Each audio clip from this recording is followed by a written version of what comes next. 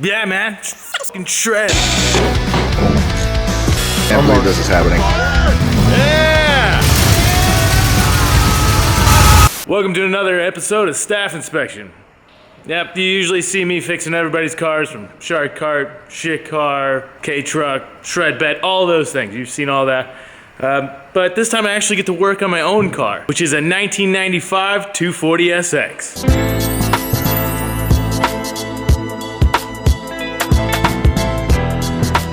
I know what you're thinking.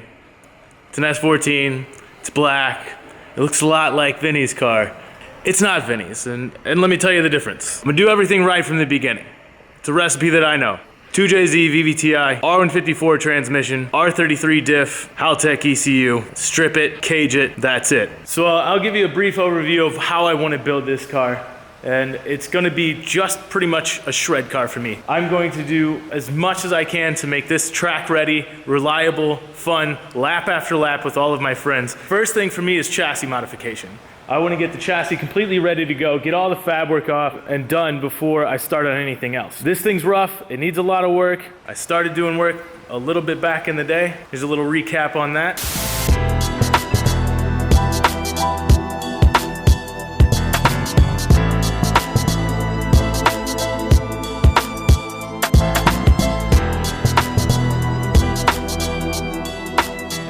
But to pick up from where I left off, I want to finish what I started and finish the chassis. So there's going to be some clearance issues that I know from having these cars a long time that I got to take care of. I want to take out both of the subframes, repaint them because they're this atrocious orange, which I don't know why you would do that to a car. And then I also have to clear out more of the interior. I want to completely gut it and have to prep that for a roll cage. I'm going to do a very small roll cage to keep it streetable enough for me to get in and out of, not be crazy. Then after that, we're going to throw on this ISR Pro kit, which I got from my friend Brandon at Injuku Racing. And then 5-lug swap it because it's 4-lug and it looks terrible, which we'll get some wheels for that. I'll update you on that. And then we're going to move along to the driveline, which is my favorite that I got from JDM of California. So now I got a 2JZ VVTi with an R154 because that's my shifting preference. I just like the feel of that transmission. Top that all off. I got some good friends down in Kentucky that helped me out. A couple good Australians. The Haltech. Of course I'm gonna get a Haltech ECU. It's the best thing I could get. So I'm gonna get in and get started.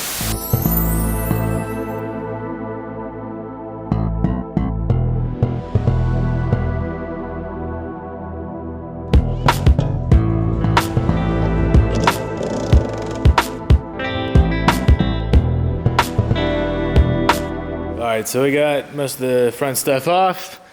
The rack I can send out now to get rebuilt. I'm gonna clean some of this stuff up, brace some of it, grind some of it down, then repaint it. I might extend the lower control arms. Maybe I'll just save that for when I actually do the knuckles. So I could leave that, but these are also really bent up. And this is in charge of a lot of our casters, so I don't want these all bent up and destroyed. So I will try to make them better. Or maybe I'll get new ones because they're relatively cheap if you buy them used from somebody. But for now, I'll just straighten them out and repaint them.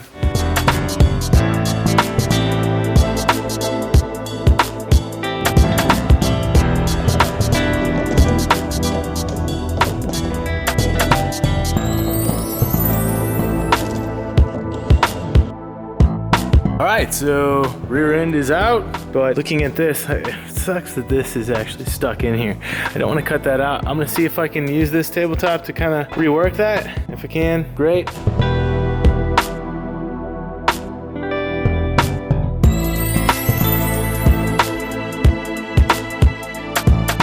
Alright, so this kind of sucks. After I get this out, I tried to weld this on to break this free, but this is spinning inside of there, so what I'd have to do is cut this all out and put a new nut in there. I can't really remember the thread pitch, but that, and then everything on these is kind of destroyed too. So pushing in new bushings could be pretty difficult without straightening all that up. So I'm gonna post, see if somebody has a subframe locally. If they don't reply to me by today, then I'm gonna cut that apart and just have to redo it. Before I get started tearing everything off of that, I wanna continue what I was doing. Get a coat of paint on this so it's dry by the time I have to put it back together. You can see these are pretty bent up, not in very good shape. The same goes for that and that. So I'm gonna try and do a little work to get these back to normal.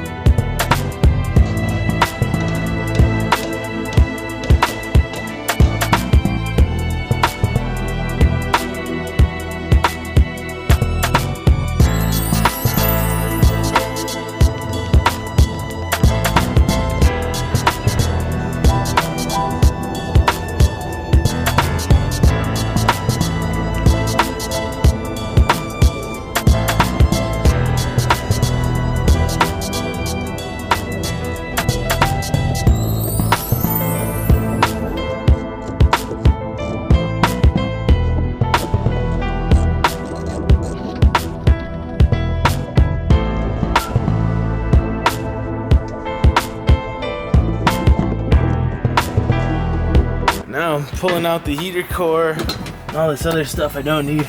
I want to get every bit of wiring out of here, so any little sensor, any little wire inside the car is going to go. I'm most likely going to take out the sunroof as well. I just want this to be as light as possible, so I'm getting rid of damn near everything.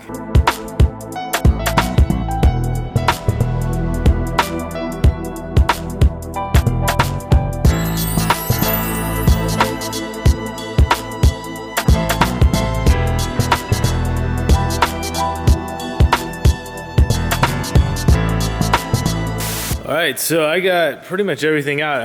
I'm pretty happy with where I am. The interior is completely stripped out. There's little plastic clips and stuff that I want to get out, and then probably shave off some of the excess brackets and then little bolts and things. You just never realize how much weight is in here until you take it all out. Then there's also the sound deadening. So I'll tackle that sound deadening probably tomorrow as well. But I feel like I saved a bunch of weight with this. That's basically the main idea behind doing all this, gutting it out. And I prefer it. I think it actually looks clean when you're done with it. I like to do a couple little finish plates inside and cover up some of the holes. I'll probably revamp the firewall and a few other things. But yeah, it took out a whole lot of weight, which is good because we're putting in a whole lot of weight. And I'm just gonna try and do whatever I can to save here and there. So tomorrow when I come in, I will do some of the interior bits, and then what I'm gonna do is get started on this. All right, so it's day 2, Sunday morning. Weight saving stuff is pretty well done. I'm pretty happy with that. Got everything cleaned up for the most part. So what I'm gonna do is probably take all this stuff off and then start cleaning up the engine bay a bit. It looks pretty gross. So I fixed everything out and tried to straighten it up as much as possible, but the chassis itself, it's seen better days. There's been some hard accidents in this, I believe. So trying to straighten some of that out is a little bit rough, but I feel like I got a good start on the front end. Now I want to extend a lot of this, you know, bash bar, headlight brackets, radiator, everything else. I'm gonna have to think about what I want to do in the future, but for right now, what I was saying is this is an issue. These cut your tires pretty bad, but I'm gonna bang this stuff over. Then there's some wheel clearance issues in here and then in here. So it's easier for me to do it when it's all apart like this. So I'm gonna do that right now, clean it up, and then probably tack weld what I need to weld, stitch weld, so I can get a little spray on it.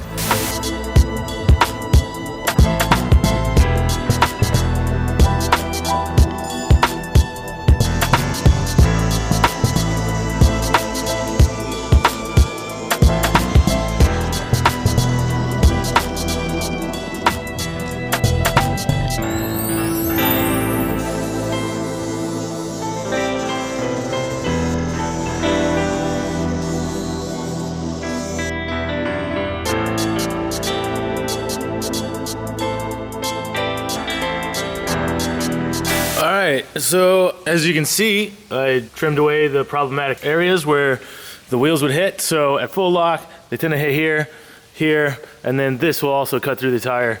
So bent everything over, cut that stuff out, smoothed it out a little bit with the flap disc so there's no sharp edges. But I have some other stuff in here that I need to take care of. So I'm gonna take out these old radiator brackets because I plan on making new ones myself. I'm gonna take out some of these old lines. I don't need the fuel lines. Some of the other brake lines are a little bit long. I'll probably end up replacing those as well. Just gonna start removing excess stuff from the chassis, and then I'll get to grinding some of this down.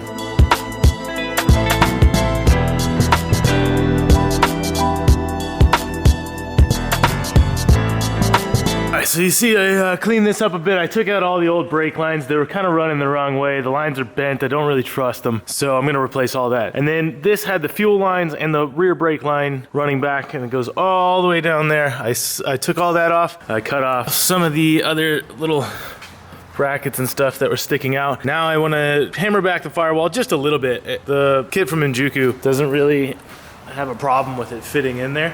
I just like it for ease of use. In case I have to actually take the R154 out, replace the clutch, something like that, it's just easier for me to get my hands around. So I'm gonna bang that out a little bit, make it easier for me to get to.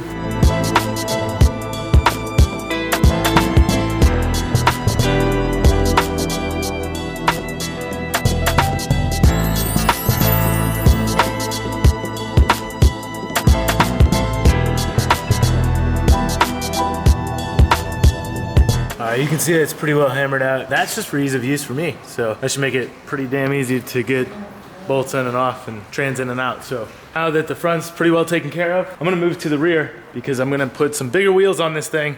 So I gotta make some clearance for it. I'm gonna start rolling the fenders, but I'm not really gonna roll them because I don't have a roller. I don't even have wheels on it to roll it. So I'm gonna hammer them out. But one of the first things you gotta do is clean out all this junk behind it. You can see that dirt, stuff like that. Sometimes people forget to do that when they roll their fenders. You can get rocks and stuff up there, and when you smash that fold flat, it'll poke through the other side. So I've seen screws up there, stuff like that. It's just, it makes a big mess. So I'm gonna clean that stuff out really well, and then I'm gonna start hammering that lip up and get prepared for a decent roll.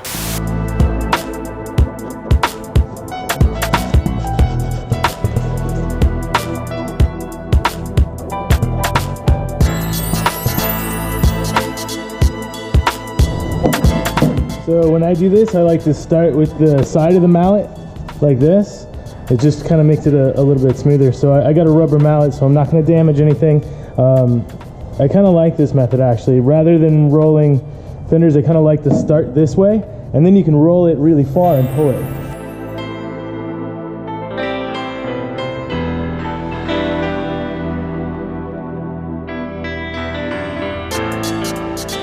So as you can see, that's pretty flat, looks really good. Did the best that I could with that hammer, and I'll re-roll that a little bit later once I get wheels and such, but that looks good. I'm gonna move to the other side. So I think this side took a pretty good hit. I mean, the entire side of it. So you can see these cracks here, that's Bondo, and this had been repaired before. Really, I don't wanna spend too much time on the body because I don't care that much. This was the whole point of this build, was to buy something that I could thrash, have fun, not worry about crashing into my friends. But I do want it to look good, and I want to try my best. It's salvageable, so to me it's kind of fun to take some old $500 car and make it something beautiful again. I'm pretty happy with the exterior at this point. All the little things that I've done to prepare for that. I'm gonna move back into the interior and then pull out some of the sound deadening, all that stuff, so get moving on that. All this stuff here, that's just sound deadening. You can chip that up pretty easily, so I'm just gonna use a hammer and a chisel basically.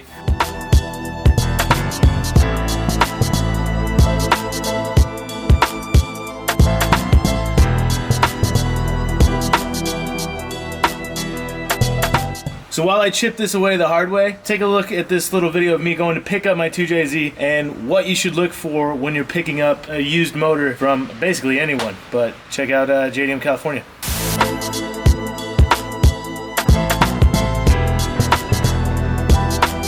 All right, so just pulled up to JDM of California, back the sweet van in. Gonna go inside, check it out, say hi to David and all the guys, and see what I have. What's up, David? Hey, what's up, guys? How's it going, man? It's the day. Yeah. It's the day. You know, you can walk me through what happens here, but I know what happens. Yeah, exactly. You tell me what motor I want, because you know it's good. You're on the right place, man. So, that's your motor right there. 2JZ GTE. Yes, that's it. That's the one right there. So now you guys compression check everything, right? Yeah, exactly. So basically, a lot of people who wants to come at the shop, they can just come by and pick up whatever motor they want to, and just give us ahead of time, and then we can do the compression test live for them. Yeah, definitely a good thing. Yeah, you know, exactly. I wouldn't feel comfortable with it. We're gonna do it here just for reference. Not that I don't trust David, because I totally trust David.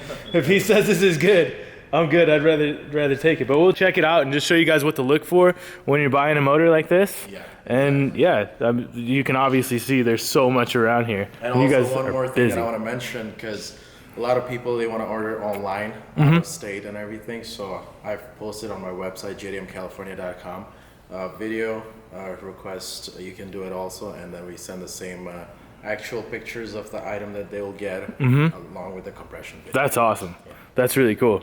Well, thanks, David. Let's get to it.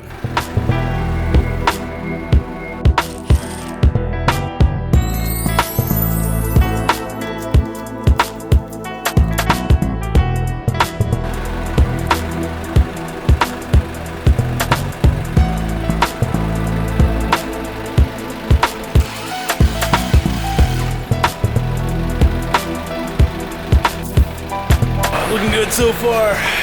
3 of 3. Last one. Yep. Steady, even across the board. Exactly what we want to see.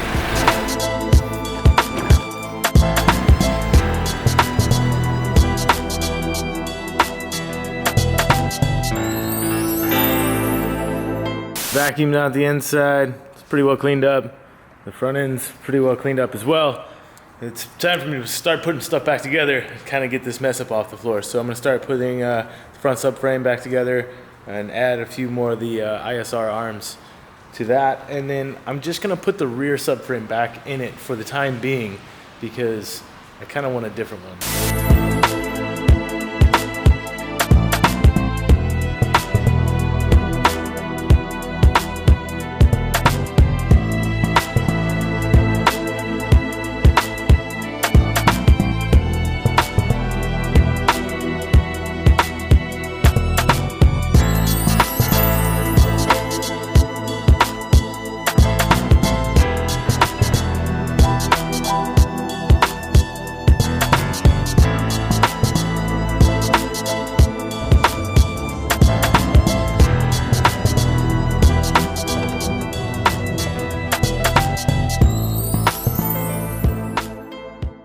It's obviously late, made a mess, tried to clean it up. It's good enough for tomorrow. I'm gonna get this first thing in the morning, but I'm pretty happy with where I got.